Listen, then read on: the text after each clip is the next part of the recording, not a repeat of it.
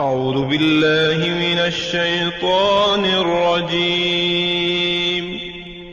پناہ مانگتا ہوں میں اللہ کی شیطان مردود سے۔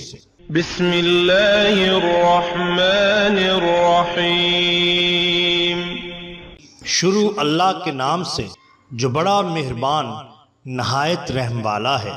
دا باٹم لائن کے ناظرین اکرام، السلام علیکم۔ محترم ناظرین، ہم اپنی آج کی ویڈیو میں مرید کی جنت سے واپسی کرامت حضرت نوشا گنج بخش رحمت اللہ علیہ آپ کے سامنے پیش کریں گے، جو یقیناً آپ کے لیے دلچسپی کا باعث ہوگی۔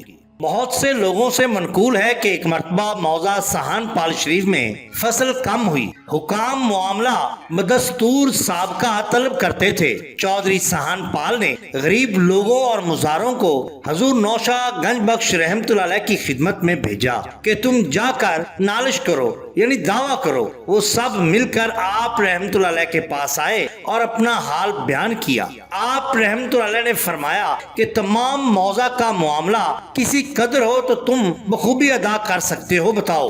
سب نے یک زبان ہو کر عرض کیا، اگر 900 روپیہ معاملہ مقرر ہو جائے تو ادا کر کے ہمارے لیے فصل کی خوراک بچ جاتی ہے۔ آپ رحمت اللہ علیہ نے فرمایا، جاؤ، میں نے خدا تعالیٰ سے اسی قدر مقرر کروا دیا۔ سب خوش ہو کر چلے گئے۔ چودھری حاکم پرگنہ کے پاس گیا، اس نے بغیر کسی گفتگو کے خود بخود 900 روپیہ جمع سہان پال مقرر کر دیا۔ جب چودھری واپس آیا تو اس نے ظاہر کیا کہ سرکاری حکم ہوا ہے کہ معاملہ 1000 روپیہ ادا کرو۔ اس نے جھوٹ بولا، اگرچہ اس میں بھی سہولت تھی، لیکن کسی نے یہ بات حضرت نوشا گنج بخش رحمت اللہ علیہ کے آگے بیان کی کہ چودھری صاحب اس طرح کہتا ہے۔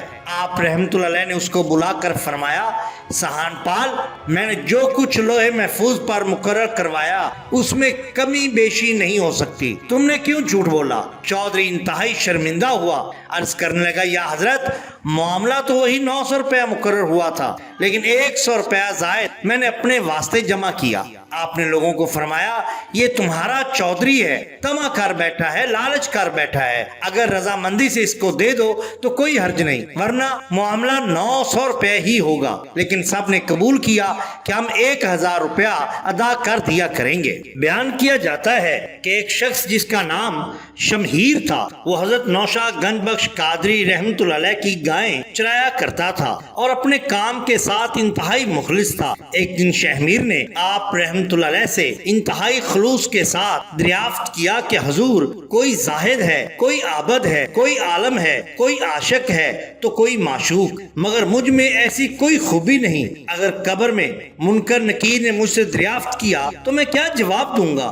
آپ رحمت اللہ علیہ نے فرمایا، جو ہوگا دیکھا جائے گا۔ شہمیر نے حضرت نوشا گنج بخش قادری رحمت اللہ علیہ کا جواب سنا تو وہاں سے چلا گیا، مگر خدا کا کرنا دیکھیے کہ کیا ہوا، اگلے دن اس کا انتقال ہو گیا۔ اس کے عزیز و اقارب نے اس کی تدفین کر دی۔ آپ رحمت اللہ علیہ کو اس کی خبر ہوئی تو آپ رحمت اللہ علیہ اس کی قبر پر تشریف لائے اور فرمایا، شہمیر، باہر آؤ، ہماری گائیں تمہاری منتظر ہیں۔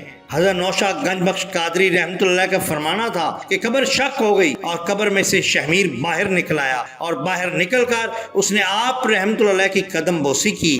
آپ رحمت اللہ نے اس سے دریافت کیا کہ قبر میں کیا معاملہ رہا۔ شہمیر بولا کہ حضور، جب مجھے قبر میں دفن کر کے میرے عزیز و اقارب لوٹ گئے تو نکیر میرے پاس آئے اور انہوں نے مجھ سے اللہ اور اللہ کے رسول اور دین کے متعلق دریافت کیا۔ میں نے کہا، میں کچھ نہیں جانتا، البتہ اپنے پیر و مرشد حاجی نوشا گنج بخش رحمت اللہ علیہ کا اسم مبارک جانتا ہوں اور ان کی ایک نشانی میرے پاس موجود ہے۔ انہوں نے جب آپ رحمت اللہ کا اسم گرامی سنا تو وہاں سے چلے گئے اور پھر میرے لیے جنت الفردوس کے دروازے کھول دیے گئے اور میں ابھی جنت الفردوس میں قدم رکھنے ہی والا تھا کہ آپ رحمت اللہ کی آواز سنائی دی اور میں وہیں سے لوٹ آیا۔ بعض کتب میں آپ کو قبر میں دفن کرنے سے پہلے شہمیر کے زندہ ہونے کا تذکرہ بھی ملتا ہے، واللہ عالم بالصواب۔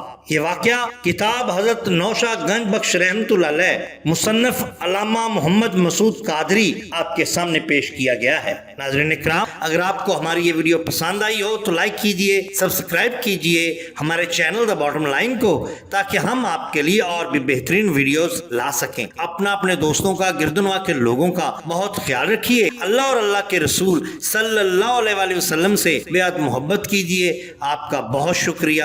اللہ حافظ۔